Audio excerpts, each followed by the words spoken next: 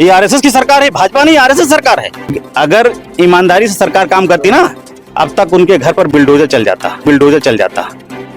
कहीं ना कहीं सरकार पक्ष तो ले ही रही होगी, क्योंकि अभी यही कोई मुसलमान किसी व्यक्ति के खिलाफ अगर एक शब्द ही बोल देता तो उसके घर पे बुलडोजर चल जाता।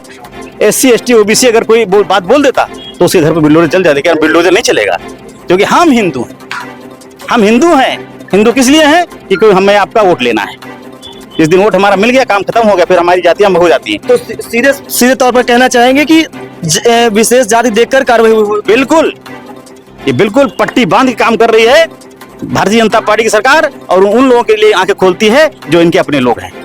मैंने फिर कहा कि जो लोग अंग्रेजों से लड़ाई लड़ रहे थे वो जंग कर रहे थे, और जो लोग अंग्रेजों से चमचागिरी कर रहे थे वो संघ में गए थे। ये संघी लोग हैं, और ये संघी लोग इस देश का भला नहीं चाहते।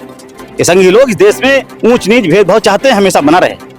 हम लोग इस लड़ाई को लड़ेंगे, और आज नहीं तो कल संविधान का राज कायम होगा। और ये जो मक्कारी कर रहे हैं ना, अपने आप को बड़ा बड़ा बताते हैं ना, औकात में रहना पड़ेगा इनको। क्योंकि चाहे इस देश का चाहे ठाकुर हो, ब्राह्मण, क्षत्रिय, बनिया और चाहे शूद्र हो, हर इंसान को, प्रत्येक नागरिक को बराबरी और इंसानियत जीने का अधिकार हमारा संविधान देता है। हमारी भी आस्था है, लेकिन उस आस्था को हम क्या करें जो सदियों से हमारे समाज को पिछाड़ा और नीचापन बनाया? उस आस्था को हम क्या करें जिस आस्था से हमें नीचे दबा दिया, जिस आस्था से हमें अछूत बना दिया, जिस आस्था ने हमें कमजोर कर दिया? उस आस्था को हम क्या करें? ढोएं। और जब तक ढोते रहेंगे इसी तरह हमारी हालत बनी रहेगी। जब तक हम धोते रहेंगे तब तक हम मुंह चटाया जाता है, थूक चटाया जाएगा, और हमको जूता सुनाया जाएगा। ऐसे हरामियों को जब तक सजा नहीं मिलेगी, ये चाहे पाही समाज हो, चाहे यादव समाज हो, चाहे तेली समाज हो, चाहे कुर्मी समाज हो, इस लड़ाई को हम लोग रुकने नहीं देंगे। अच्छा, अभी एक घटना इटावा में घटना सुना होगा। इटावा में घटी, चोटी काटी गई थी। उसके बाद काकोरी में घटना घटी। अभी एक बांदा में घटना घटी, एक यादव समाज को एक प्रिंसिपल ने मारा पीटा कि आप लोग गाय भैंस चराने वाले हैं। तो लगातार पिछड़े दलितों के साथ इस तरह की घटना क्यों हो रही है? देखिए, कहीं तक तो हम लोग भी दोषी हैं, केवल हम इनको ही दोषी नहीं मानेंगे, हम लोग भी दोषी मानते हैं। क्योंकि हमें जो बाबा साहब डॉक्टर अम्बेडकर जी ने संविधान दिया, जिसमें हमें अच्छा खाना, अच्छा पहनना, अच्छा रहना, पढ़ाई लिखाई, सब कुछ हमें हक अधिकार में दिया, हम उसको नहीं जानते।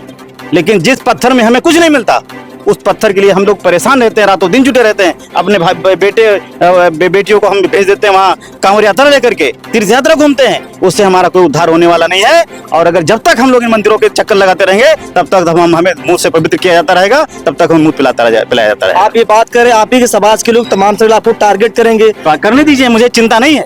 हम संविधान भी जानते हैं।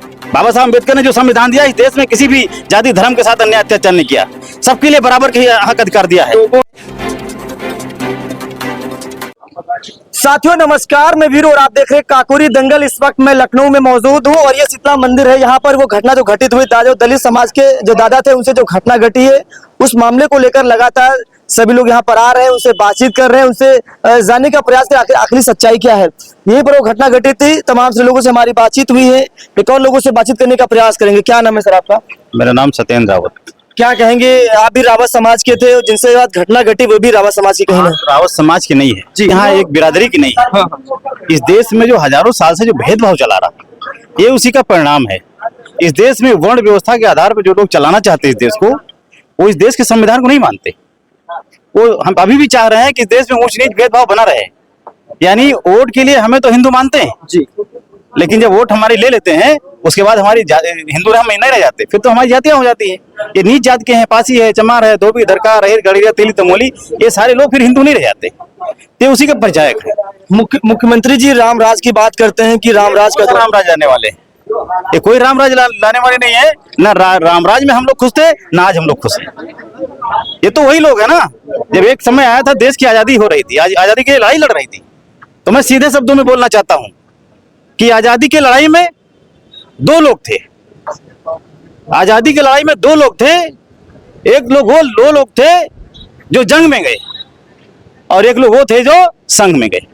जो हरामी लोग थे वो संघ में चले गए, और जो देश की आजादी के लिए लड़ाई लड़ रहे थे वो जंग में लड़े अंग्रेज से। ये वही लोग हैं, ये वही संघी हैं। मैं बहुत कुछ कह सकता हूं, लेकिन मैं संविधान को मानता हूं, इसलिए मैं कोई अपशब्द का प्रयोग नहीं करूंगा। लेकिन ऐसे हरामियों को जब तक सजा नहीं मिलेगी, ये चाहे पाही समाज हो, चाहे यादव समाज हो, चाहे तेली समाज हो, चाहे कुर्मी समाज हो, इस लड़ाई को हम लोग रुकने नहीं देंगे। अच्छा, अभी अभी एक घटना इटावा में घटना सुना होगा, इटावा में घटी, चोटी उटी काटी गई थी, उसके बाद काकोरी में घटना घटी, अभी एक बांदा में घटना घटी, एक यादव समाज को एक प्रिंसिपल ने मारा पीटा कि आप लोग गाय भैंस चराने वाले हैं। तो लगातार पिछड़े और दलितों के साथ इस तरह की घटना क्यों हो रही है? देखिए, कहीं तक तो हम लोग भी दोषी हैं, केवल हम इनको ही दोषी नहीं मानेंगे, हम लोग भी दोषी मानते हैं, क्योंकि हमें जो बाबा साहब डॉक्टर अंबेडकर जी ने संविधान दिया, जिसमें हमें अच्छा खाना, अच्छा पहनना, अच्छा रहना, पढ़ाई लिखाई, सब कुछ हमें हक अधिकार में दिया, हम उसको नहीं जानते। लेकिन जिस पत्थर में हमें कुछ नहीं मिलता, उस पत्थर के लिए हम लोग परेशान रहते हैं, रातों दिन जुटे रहते हैं। अपने भाई बेटियों को हम भेज देते हैं वहाँ कांवड़ यात्रा लेकर के, तीर्थ यात्रा घूमते हैं, उससे हमारा कोई उद्धार होने वाला नहीं है। और अगर जब तक हम लोग इन मंदिरों के चक्कर लगाते रहेंगे, तब तक हमें मुंह से पवित्र किया जाता रहेगा, तब तक हम मुंह पिलाया जाता रहेगा। आप ये बात करें, आप ही के समाज के लोग तमाम से आपको टारगेट करेंगे। करने दीजिए, मुझे चिंता नहीं है, हम संविधान भी जानते हैं।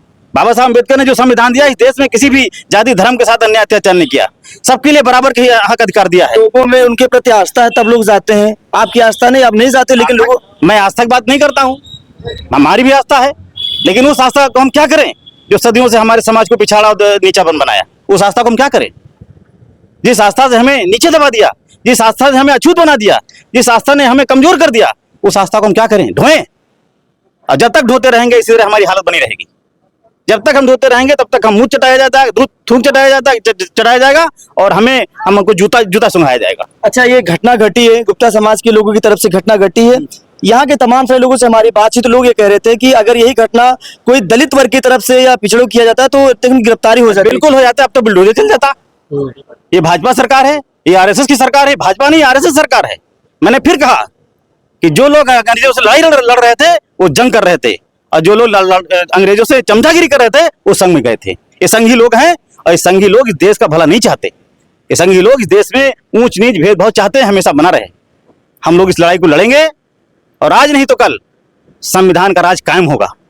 और ये जो मक्कारी कर रहे हैं ना, अपने आप को बड़ा बड़ा बताते हैं ना, औकात में रहना पड़ेगा इनको, क्योंकि चाहे इस देश का चाहे ठाकुर हो, ब्राह्मण, क्षत्रिय, बनिया, और चाहे शूद्र हो, हर इंसान को, प्रत्येक नागरिक को बराबरी और इंसानियत जीने का अधिकार हमारा संविधान देता है। बर्दाश्त नहीं किया जाएगा। आप जिस मिसल की बात कर रहे हैं, आपको लगता है कि आपके अपने लोग आपके पीछे खड़े रहेंगे? बिल्कुल खड़े हैं, खड़े हैं, क्यों, कौन कहता नहीं खड़े?